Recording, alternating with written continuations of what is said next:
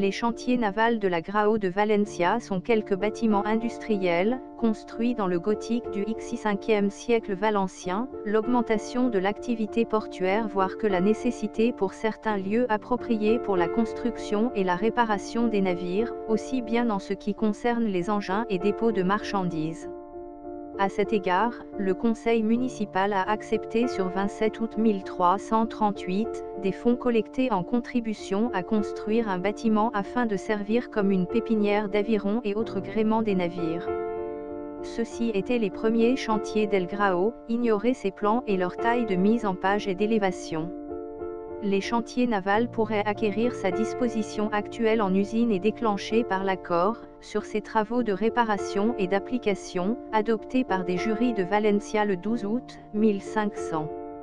Les chantiers navals, son retrait de fonction et le nom de la mer de la côte valencienne et la mise à la terre de la plage, seraient loin d'elle, ayant des citations dans les archives régionales à cet égard.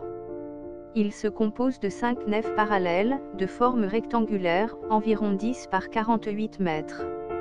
Son type architectural répond parfaitement au modèle de bâtiment civil à l'origine de navires visés par une armature en bois à double sous les tuiles arabes, soutenue par des poutres et entrevigas blocs diaphragmatiques ou arcs transverses, ou arcs diaphragme, 10 mètres de la lumière environ et arco-muros qui compose un mur épais, ici, perforé par l'ouverture d'une grande ogive.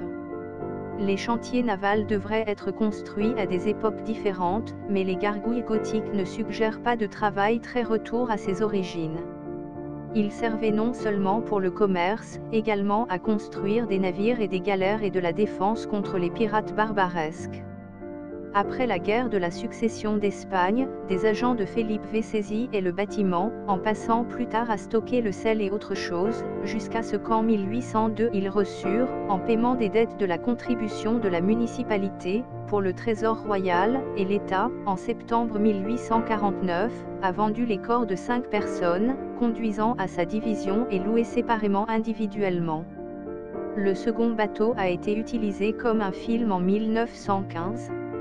Jusqu'au 11 novembre 1948, ont été déclarés monuments historiques et artistiques national. Dans les années 80 du XXe siècle, la mairie achète des navires. Enfin, en 1948, ils sont déclarés biens d'intérêt culturel, BIC, grâce à la loi sur le patrimoine. La réhabilitation complètement en 1992. Dès que la remise en état des chantiers navals grandit toujours et pensé il destine au musée maritime.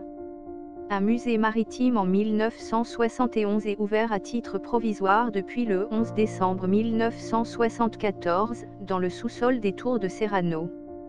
Terminé le processus de restauration de l'édifice, le 9 novembre 1992 et après avoir été inauguré par le roi, il commence à être utilisé ses dépendances telles que des salles pour des expositions temporaires et autres manifestations culturelles. Depuis le 17 janvier 1994, 2 des 5 navires et puis seuls hébergés des collections du musée maritime dite. Ce sont 4 des 5 navires du bâtiment utilisés pour des expositions temporaires de maisons,